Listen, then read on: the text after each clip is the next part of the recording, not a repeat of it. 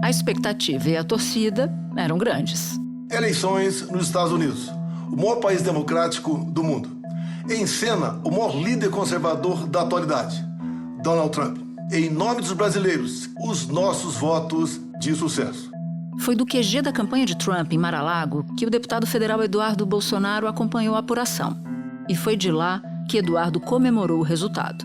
O Trump ele teve resiliência, para atravessar um momento muito ruim. Teve um calvário ali, um purgatório que ele teve que atravessar. Mas agora ele voltou mais forte do que nunca. Não custa imaginar que isso pode acontecer com o Brasil também. E o êxito de Trump nas urnas foi comemorado por líderes de direita do mundo inteiro. A primeira reação veio do primeiro-ministro da Hungria, Viktor Orbán, um dos principais líderes da extrema-direita aqui na Europa. Falou numa vitória linda e prometeu comemorar com garrafas de champanhe. O ditador de Belarus, Alexander Lukashenko, declarou a vitória de Trump antes mesmo de as projeções indicarem o resultado final nos Estados Unidos. A primeira-ministra italiana, Giorgia Meloni, evocou o que chamou de aliança inabalável entre a Itália e os Estados Unidos. Os parabéns também vieram de Nayib Bukele, o presidente linha dura de El Salvador, que postou uma foto com Trump e desejou bênçãos ao republicano eleito para o segundo mandato na Casa Branca. No Oriente Médio, o primeiro-ministro israelense Benjamin Netanyahu lembrou da poderosa aliança com Israel.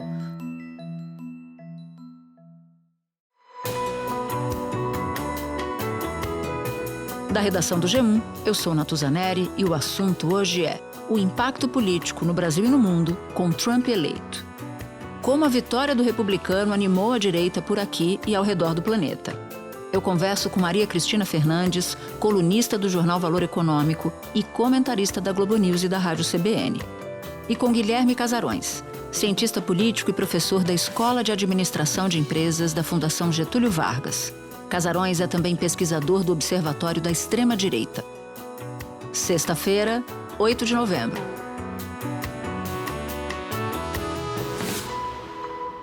Maria Cristina, assim que o resultado da eleição saiu dando vitória para Trump, rapidamente a família Bolsonaro comemorou. O PL, que é o partido do Bolsonaro, soltou uma nota dizendo que enxergava o fortalecimento de valores conservadores e de direita.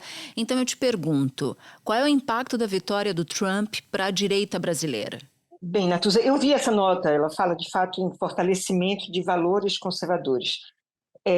Vamos destrinchar o que é isso aí. A se fiar por essa pesquisa de boca de urna da Associated Press, foi a inflação que determinou a vitória do Trump. Bem, a inflação, a gente sabe, não é de direita nem de esquerda.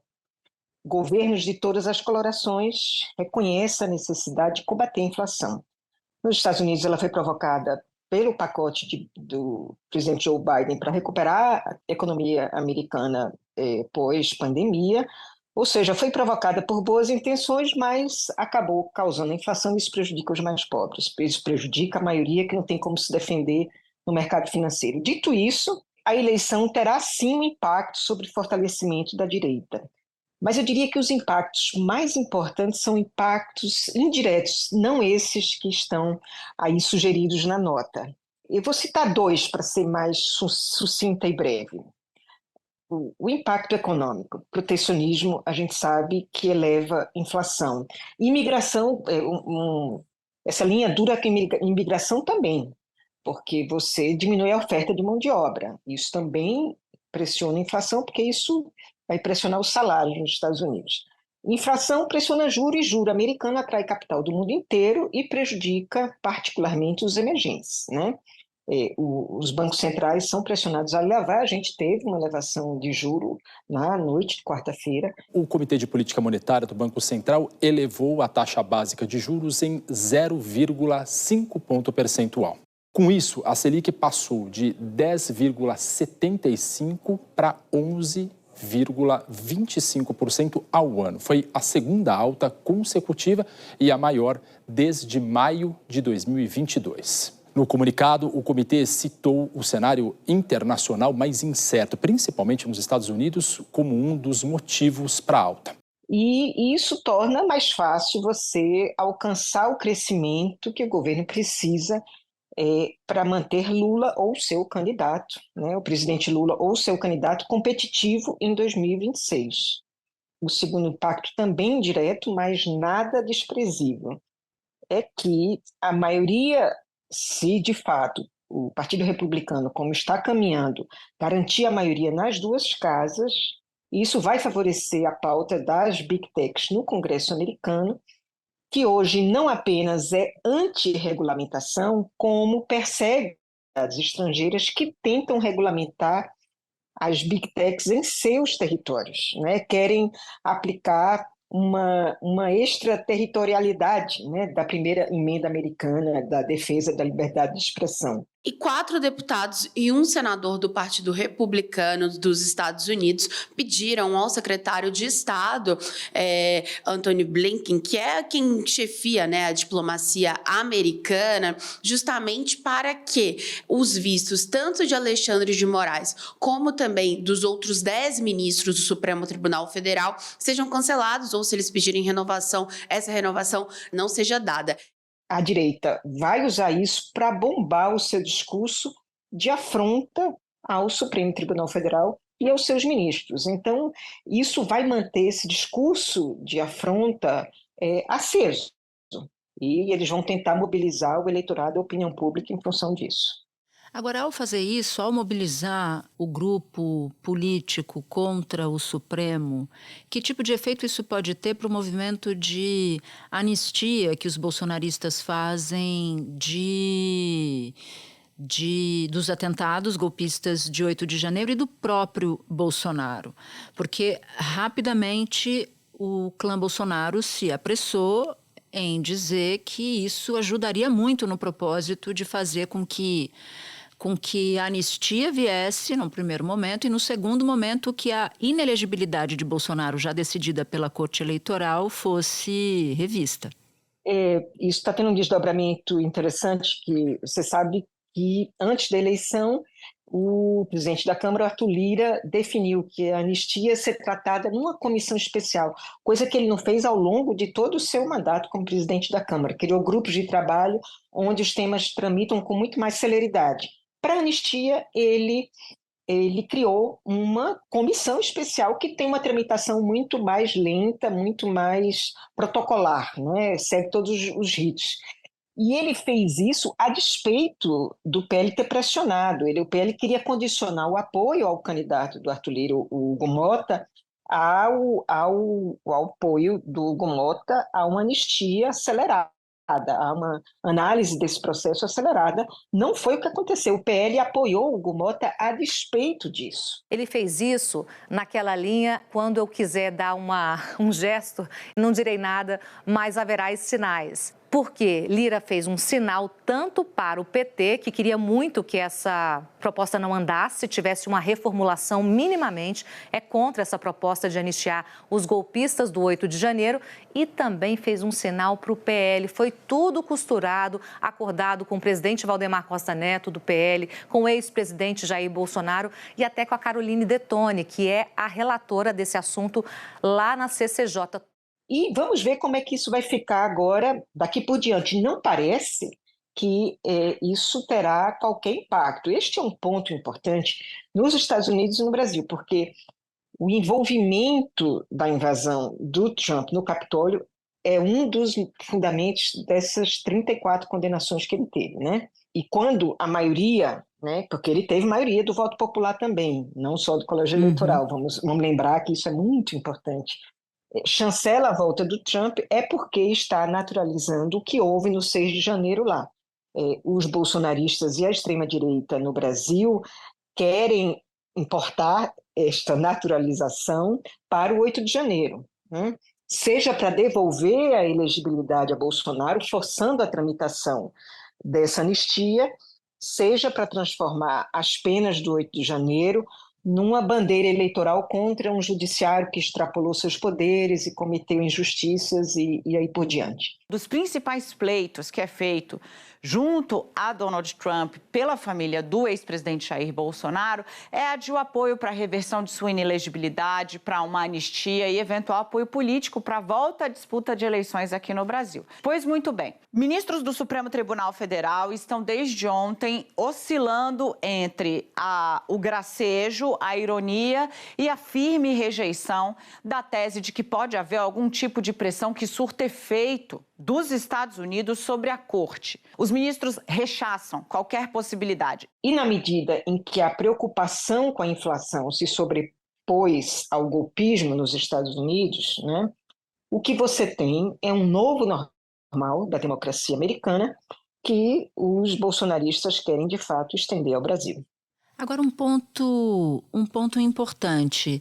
Que recados a eleição americana consegue emitir para o governo federal, já que você falava de inflação, que foi o grande motor da rejeição de uma candidata que fazia parte do governo, que era vice-presidente da República. Em termos de analisando as contas públicas, a inflação, você acha que essa eleição nos Estados Unidos manda algum ensinamento para cá?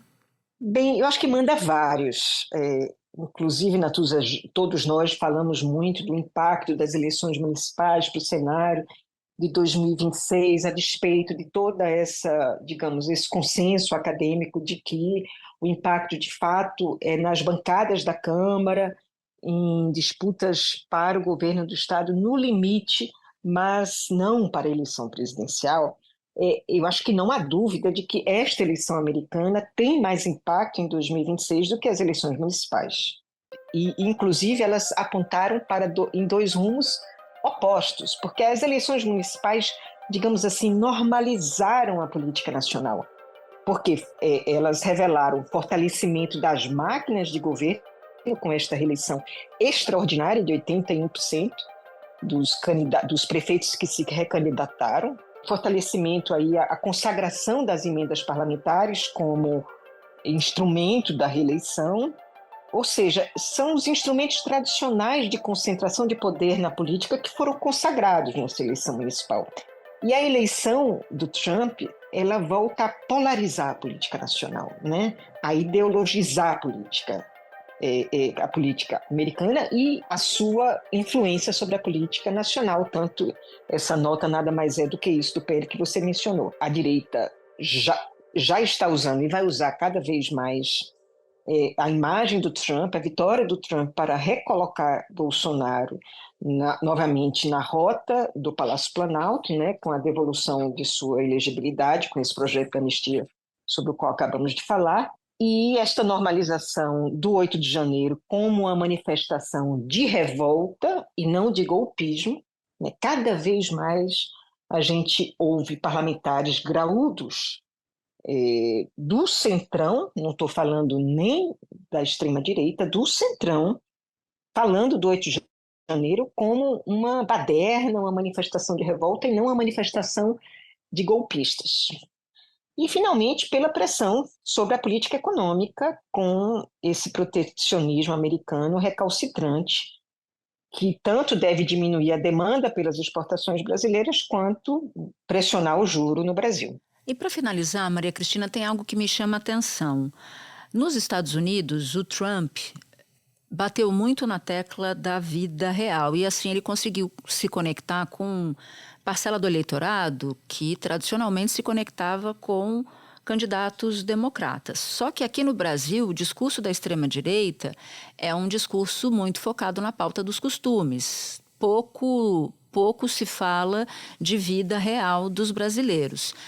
Que paralelos você consegue estabelecer entre o Brasil e os Estados Unidos agora com um novo mandato para Donald Trump? Bem, Natuza, tem este aparente paradoxo. Lá foi a inflação, aqui costumes. É realmente aparente esse paradoxo, porque não foi nem tanto ao mar, nem tanto à terra.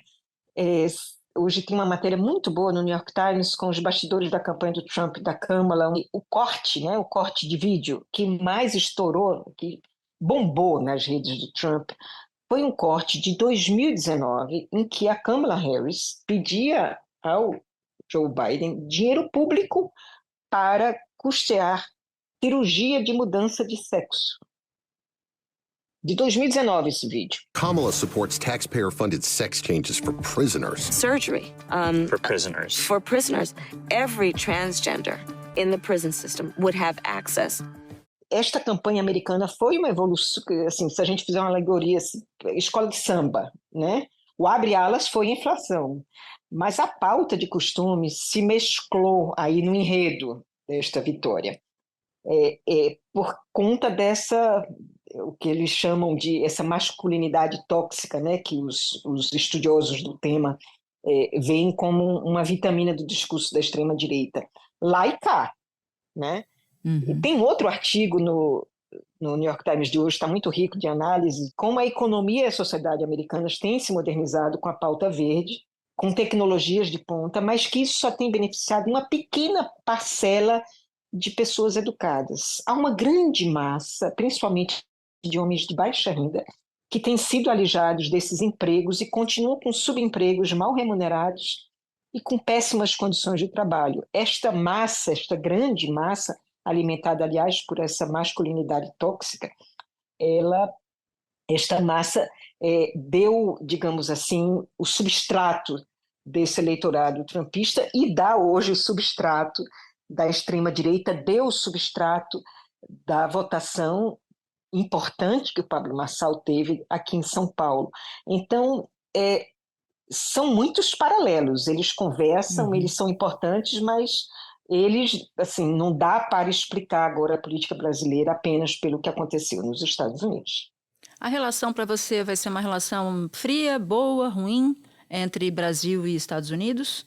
Quando a gente vê o impacto, assim, governantes tão distintos como Lula e Trump, você vê, nossa, vai ser conflito o tempo inteiro. Primeiro, não vai ser porque o Brasil não está no radar do Trump, né? Isso que a extrema-direita quer, transformar o Brasil no grande inimigo do Trump, isso não vai acontecer. Definitivamente não está no radar da Casa Branca sobre Donald Trump. Estava no do Biden, do Trump não está. Eu não conheço pessoalmente o Trump.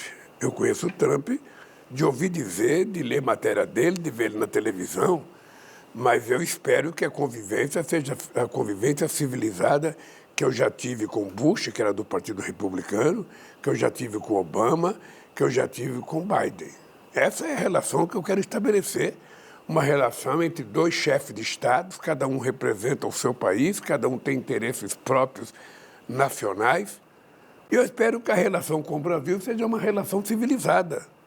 Quando a gente tiver assunto para conversar, se conversa por telefone, se marca, sabe? Eu espero que seja essa relação. Contei uma historinha no Valor, eu só queria resumir aqui, porque eu acho muito significativa de como as instituições acabam absorvendo os conflitos políticos, que a história da deportação de brasileiros. De 2019 para cá, outubro mais especificamente, quando foi firmado um acordo entre o governo Bolsonaro e o governo Donald Trump, 8.248 brasileiros foram deportados dos Estados Unidos em função deste acordo. Os consulados brasileiros passaram a enviar ao governo americano a revelia dos brasileiros, documentos desses deportáveis que permitem sua entrada no Brasil, facilitam sua entrada no Brasil. Este acordo sobreviveu às posses de Joe Biden e do presidente Lula. Um terço desses voos pousou em Confins, é o aeroporto de destino desses voos, com os repatriados no governo Lula. Então, o que pesou sobre a decisão do Itamaraty de manter este acordo a despeito da mudança de governos, da mudança para o Biden e depois da mudança para o Lula? O fato de serem brasileiros que já receberam ordem de final de deportação. Mas, em última instância, este acordo facilita a deportação em massa que foi prometida pelo Trump. E, por isso, ao longo de décadas, o Brasil resistiu a este acordo por décadas.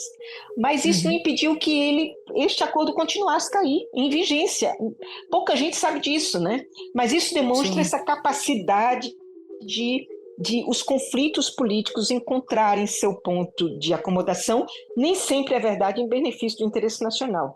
E que ponto de acomodação é este que estamos no momento em relação à política externa?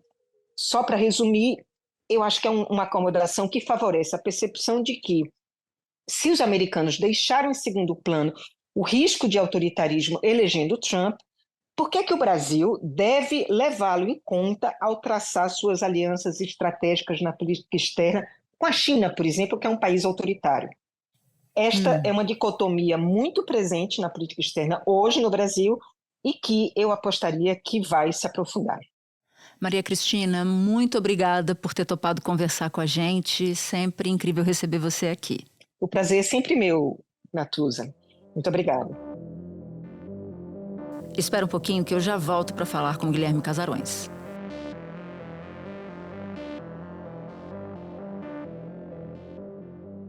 Casarões, que bom ter você aqui. Eu já aproveito para perguntar qual foi a sua percepção nos meses que você passou, acho que foi todo o semestre, né, do primeiro semestre deste ano nos Estados Unidos, acompanhando de perto os discursos do Trump. Analisando as falas dele, como é que elas reverberaram na população e como o discurso radicalizado do Trump acabou aparecendo na campanha do agora presidente eleito? Natuza, eu acompanhei os discursos do Trump muito de perto, até porque é um objeto de estudo que eu já acompanho há algum tempo. E uma coisa curiosa a respeito dessa eleição de 2024 é que mesmo antes da substituição do candidato democrata, né, seria o Biden o candidato e depois virou a Kamala Harris, o Trump ele não mudou o discurso, o tom e a radicalização ao longo desse período. Ou seja, a mesma fórmula ou coisas muito parecidas com as que ele usou em 2016 e 2020, ele repetiu em 2024. Então, para quem esperava que o Trump ele fosse moderar o seu discurso nesse contexto de uma eleição um pouco mais difícil para ele, uma eleição contra um presidente incumbente, isso de fato não aconteceu. E uma outra coisa que eu percebi, meio consternado durante esse período que eu passei lá, é que a imprensa parece não ter aprendido nada. E eu não digo só a imprensa, mas muitos analistas políticos e muita gente que torcia pela candidatura democrata parece ter esquecido o processo de 2016, em que uma das coisas que levou o Trump à Casa Branca foi justamente o seu apelo permanente ao absurdo. Ou seja, parte da estratégia de radicalização é permanecer sistematicamente na imprensa. É o tempo inteiro estar ali mobilizando a atenção das pessoas. É a famosa economia da atenção sobre a qual a gente fala tanto. E me parece que 2024 foi a mesma história que a gente viu também nas eleições anteriores. Qualquer coisa que o Trump falava aparecia na imprensa, era repercutido, era debochado, era analisado exaustivamente, e isso, claro, manteve o Trump nos holofotes por muitos e muitos meses, né? Garantindo que ele conseguisse dominar a pauta da conversa pública nos Estados Unidos, coisa que só foi mudar naquele momento lá do debate infame do Biden e depois da discussão posterior sobre a sua substituição. Mas por praticamente 6 meses, os primeiros de 2024, o Trump estava absolutamente confortável jogando sozinho nessa disputa de campanha. A gente sabe que o discurso radicalizado, ele provoca esse efeito, né, de fazer com que as pessoas, a imprensa, a opinião pública, os especialistas fiquem o tempo inteiro falando sobre o absurdo dito. Mas, ao mesmo tempo, tem uma porção de vida real nessa eleição que explica mais a vitória do Trump do que o discurso radicalizado, na minha avaliação. Fique à vontade para discordar.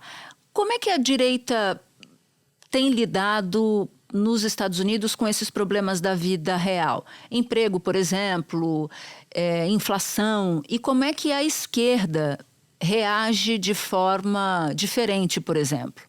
Natuza, eu diria, assim, tentando resumir muito um processo complexo, né, de formação dessa nova direita, ultradireita e das esquerdas contemporâneas, eu diria que a direita ela é muito empática àquelas que são as agruras ou os ressentimentos ou os medos do cidadão comum. Isso vale tanto para os Estados Unidos quanto para países europeus e também para a América Latina e para o Brasil.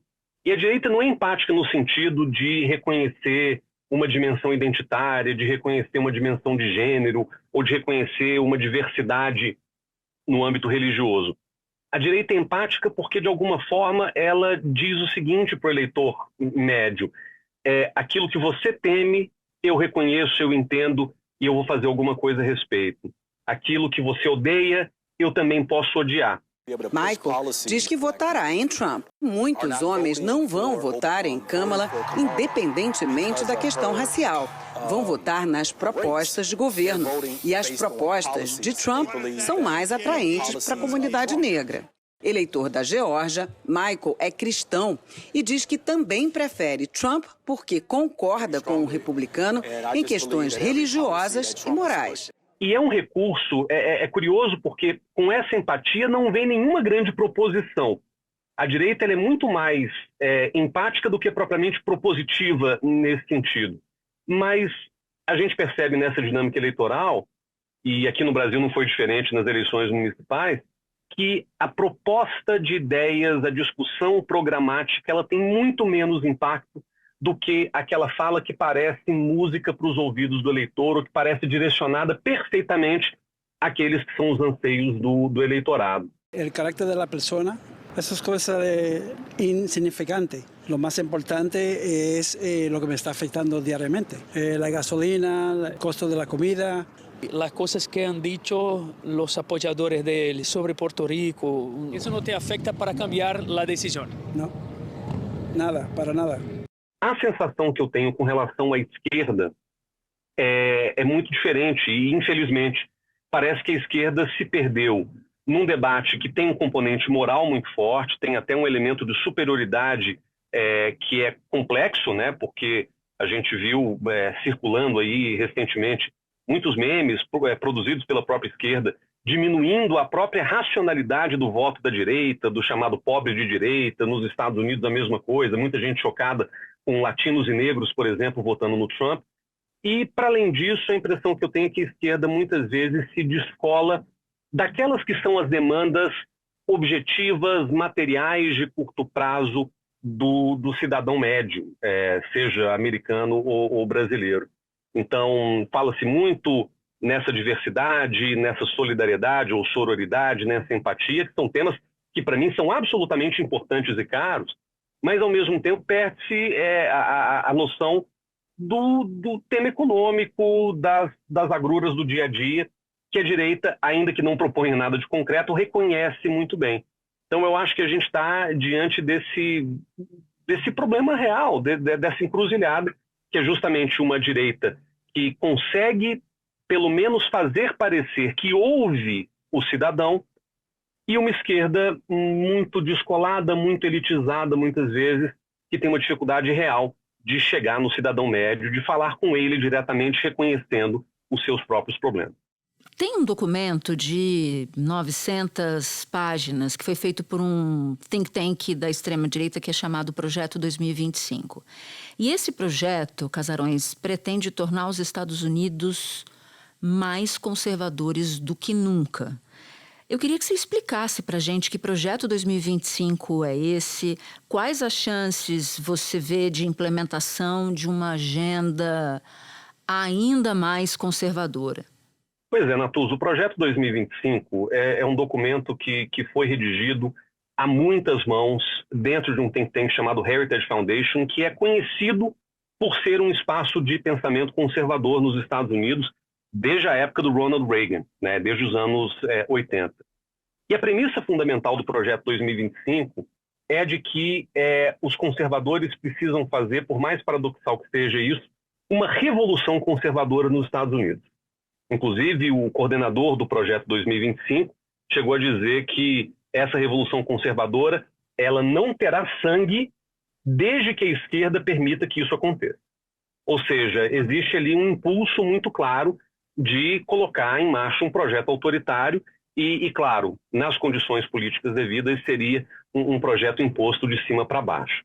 A percepção do projeto 2025 é de que, em primeiro lugar, o conservadorismo norte-americano se perdeu. A segunda premissa é de que trumpismo se tornou o novo conservadorismo americano, com características populistas, inclusive, de extrema lealdade ao líder, né, que no caso é o Donald Trump. E uma outra questão que move o Projeto 2025 é que, na cabeça deles, a primeira administração Trump, de 2017 a 2020, ela foi muito caótica, muito desorganizada, justamente porque não havia um guia que pudesse orientar a formulação de políticas públicas naquele período. Então, em 2023, eles publicaram, né, uma primeira versão desse documento justamente para mostrar, olha, aqui a gente tem absolutamente todas as áreas de políticas públicas cobertas por especialistas que historicamente se opunham a essas instâncias administrativas, a essas políticas feitas pelos progressistas, e que, a partir disso, o Trump ele poderia fazer um governo muito mais organizado em termos do grau de mudança que eles pretendem fazer. Que mudanças são essas que eles querem fazer? Primeiro e mais importante, reconhecer os Estados Unidos como uma nação cristã. E há uma preocupação muito clara de que isso colocaria em risco a própria natureza do Estado secular, do Estado laico e pluralista dos Estados Unidos. Uma segunda mudança importante é que, para implementar os valores cristãos que eles tanto desejam, eles têm que demolir a administração pública federal, que é vista como um obstáculo para qualquer projeto conservador liderado, por exemplo, pelo Trump. E a gente já ouviu muitas teorias conspiratórias, tenho certeza que você também já ouviu, sobre o tal Deep State, ou Estado Profundo, né, que seria uma espécie de organização secreta que prejudicaria a vida do cidadão médio americano, justamente porque são burocratas progressistas e que operam de maneira autônoma do governo eleito. Então, esses burocratas não eleitos deveriam ser demitidos todos eles. O coordenador do Projeto 2025 falou numa demissão, num primeiro momento, de 50 mil funcionários públicos americanos, a partir da ideia, de uma ideia estranha e juridicamente muito polêmica, que é a ideia da teoria do executivo unitário, segundo a qual o presidente eleito ele teria poderes constitucionais para poder demitir todo mundo e montar a administração pública de acordo com seus interesses e as suas lealdades diretas. E isso, claro, é um risco para a democracia, principalmente num contexto, só para terminar, em que o Trump ele tem uma legitimação incontestável no processo eleitoral, ele ganhou no colégio eleitoral, ele ganhou no voto popular, foi a primeira vez que o Trump ganhou, aliás, foi a primeira vez que um republicano em 20 anos ganha no voto popular também para além do colégio eleitoral. Nós podemos afirmar com praticamente toda certeza que aquele resultado ali de baixo, que mostra o número de delegados vencidos por Donald Trump e por Kamala Harris, vai acabar ficando em 312 a 226, porque o Trump vai levar todos os delegados de Nevada e todos os de Arizona. Donald Trump vai ser eleito com mais de 74 milhões de votos, algo por aí. Além disso, ele tem a maioria no Senado, provavelmente constituirá a maioria na Câmara, e ele tem 6 dos 9 juízes da Suprema Corte norte-americana ao seu lado. Ou seja, para além do projeto estar muito bem estruturado, assustadoramente bem estruturado, e está público para quem quiser dar uma olhada lá no site dele, ainda existe esse outro elemento que são as condições políticas objetivas que permitirão que o Trump, caso queira, empreenda todas essas mudanças e essa demolição institucional que está lá escrita e desejada no Projeto 2025 para tornar os Estados Unidos uma nação genuinamente cristã. Não, e com essas maiorias todas, fazendo a ressalva que a gente ainda aguarda o resultado final da Câmara, mas não parece promissor para os democratas e parece mais promissor para os republicanos, ele vai poder muito mais do que já pôde, né? O Trump ele tem aí uma vantagem, que é o fato de que ele já passou por 4 anos de governo, cometeu inúmeros erros, aprendeu com esses erros, e agora ele tem uma segunda oportunidade de fazer de maneira muito mais eficiente aquele plano que ele já desejava e já enunciava de maneira muito clara lá em 2016, 2017. Então, tem um cientista político, Yascha Mounk, da Universidade de Harvard, que ele fala justamente sobre o risco de um populista autoritário, seja ele de direita ou de esquerda, de ter direito a um segundo mandato. Porque, a julgar pela experiência, por exemplo, de um país como a Hungria, o primeiro mandato geralmente é caótico, porque justamente você tem obstáculos da burocracia, você tem impeditivos no âmbito judiciário, você tem dificuldades políticas que são naturais desse processo de adaptação e de aprendizado, mas um segundo mandato é o momento em que todo o terreno já está preparado para você fazer o desmantelamento que for necessário para implementar um tipo de plano autoritário como esse que o Trump tem em mãos nesse momento. Casarões, muito obrigada. Para quem não está vendo Casarões, ele está no carro, gente. Ele gravou do carro. Ele é assunter, tão assunter, que ele topa gravar e contar um pouco das percepções dele de dentro do carro. Meu querido Casarões, muito obrigada por esse esforço de reportagem, viu? Pelo menos estou com o carro parado, Natuza. Obrigado, um beijo e até a próxima. Este episódio usou áudios da Rede TV e do jornal O Tempo. E para você que ouviu o episódio até aqui, vou te fazer um convite: participar do canal do G1 no WhatsApp. Por lá você pode ativar as notificações e receber as principais notícias do dia direto no seu celular.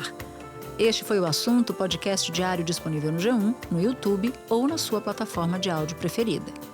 Comigo na equipe do Assunto estão Mônica Mariotti, Amanda Polato, Sara Rezende, Luiz Felipe Silva, Thiago Kazuroski e Gabriel de Campos.